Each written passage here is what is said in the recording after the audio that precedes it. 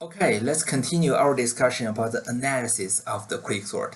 And in the earlier video, I have already drawn something on my drawing board and showing you what is the possible worst case and the best cases. Okay, so well, for to answer this question, what will be the worst case of the algorithm? And then the answer is the partition is extremely unbalanced. It could be the majority or well, all the values are on one side, and then there's no no value on the other side. So that's the worst case. And to answer the next question, what will be the best case of the algorithm? And we have also talked about that. Well, and that will happen when the partition is perfectly balanced. So we have 50 to 50% partition. And the next question, which is more likely to happen? Well, are we gonna have something more closer to the best case, or are we gonna have something closer to the worst case?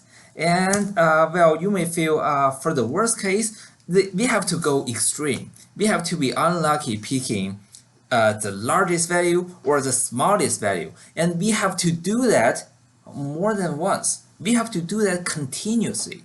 We have for each partition. Well, if for one partition we are unlucky, it doesn't matter because later we are going to have another partition. And the worst case happens when we always pick the largest value or always pick the smallest value among the values to be sorted. And this will be really, really unlucky, right? Well, but there is one exception. And the exception will be if we have a pre-sorted list already. And what is going to happen? Okay, so think about that. If we have already sorted a list low to high, and then what will be the first pivot? The first pivot will be the very first value, and the very first value happens to be the lowest value. So what do we have? We have a pivot which is smallest value, and then all the remaining of the values will be on the right side. Okay, so we didn't sort anything, but we know the pivot value, which is smallest value, we don't have to touch it anymore. And if we go the second round or the next recursion, and then what is the pivot? So the pivot will be the smallest value among the values to be sorted. So again, we pick the second smallest value, and then this is another worst case. And then we will have the worst case after the worst case after the worst case. And what we will end up with having the worst case in a sequence. So what do I mean is, say if we have, say, no, from 1, from 1, 2, 3, 4, 5, 6, 7, 8, 9, 10. Okay, so if we want to sort this one, and then we pick this to be the pivot, okay, and then what is the partition? The partition will be on the left. There's nothing, right? And then the partition will be the partition. The pivot will be the pivot. And what will be the right part? The right part will be 2, 3, 4, 5, 6, 7, 8, 9, and 10. Okay, so this partition will be like this. So even though we have done a partition, and actually what we end up with is, well, for the left part, no value at all. And then the 1 is a pivot. So the pivot, we won't bother to touch the pivot anymore. And then we still have to sort the right half or the right sublist. And guess what? For the right sublist, we have n minus 1 values to be sorted. And that's not the worst thing. The worst thing is, what is the next pivot? The next pivot is 2. And so for the next partition, what is going to happen? Exactly the same thing. For the left part, there's nothing there. For the pivot is still the pivot, so the pivot is 2. And then all the remaining of the values will be on the right side, so we are going to have 3, 4, 5, 6, 7, 8, 9, and 10. Okay, so this is the second partition. For the second partition, what do we have? We have the pivot, which is 2 at the right place, and then for the remaining of the values, they are on one side, and that's not the worst thing. The worst thing is the third pivot will be the smallest value to be sorted again. So we are going to continuously sorting the worst case until we go all the way to the end, and that is the worst case. So let's come back to the PowerPoint. Okay, so we have answered all the questions, and what is particularly the worst case? Well, worst case of the quicksort, and that is if we have a pre-sorted input. Okay, and then let's analyze the worst case. And actually, the worst case is very easy. Why? Because well, we know every time we are only reducing the problem size by 1, right? Say we used to have, our goal is we want to sort 10 values, and then after the first partition, and now our goal is we want to sort 9 values. So every time we can reduce the problem size by 1, but only 1. And the next round, our problem size got reduced by 1 again. So every round we reduce the problem size by 1, and that is the Tn equals Tn minus 1 and plus a big zeta. And what is the big zeta n?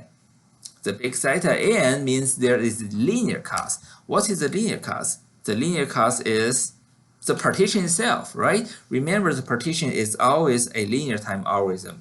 So every time we do one partition, and that will be the cost of a linear time.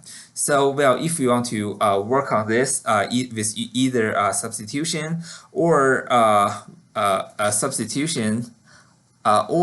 iteration approach, and then you will find this is a zeta n square. So for the worst case, and we will have a zeta n square algorithm.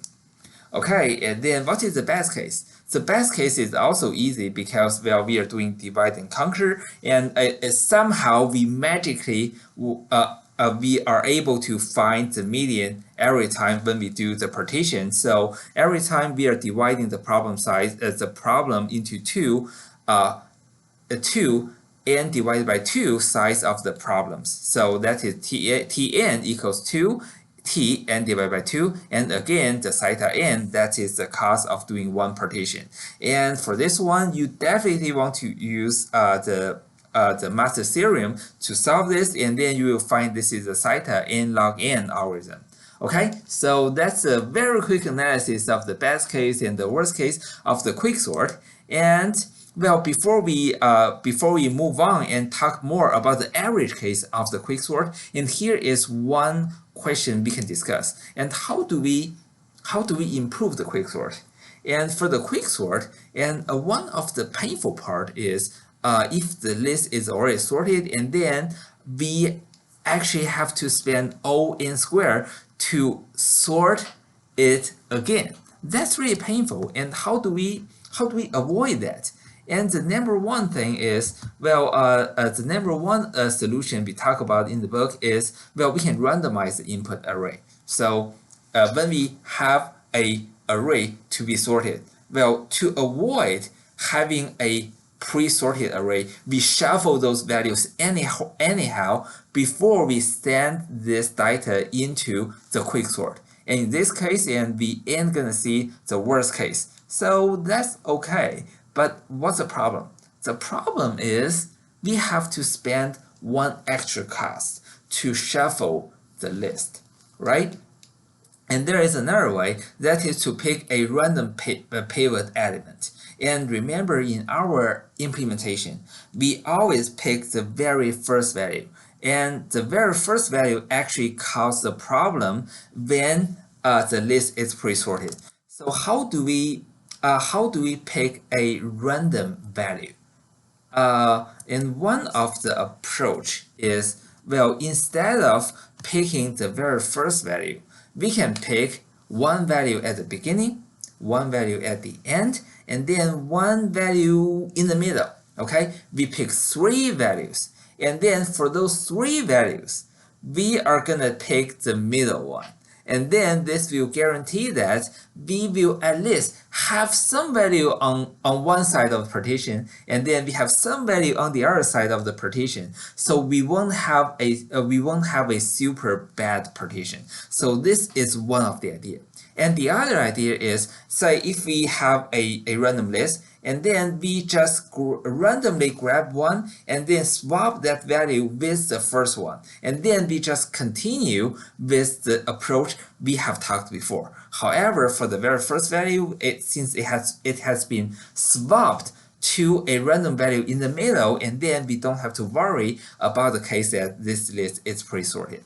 Okay, so by any means, when we add a few more lines of the code into the quicksort, we can avoid to have a quicksort runs for O(n) time on a pre-sorted list. Okay, so this is our goal. We want to avoid the worst case, and the worst case in the quicksort that is usually easily avoidable. Okay, so in this video, we analyzed the worst case and the best case of the quicksort, and the next video we are going to continue to talk more about the average case. So for the quicksort, the worst case and the best case, they are easy. But for the average case, that's much harder. Okay, I will see you in the next video.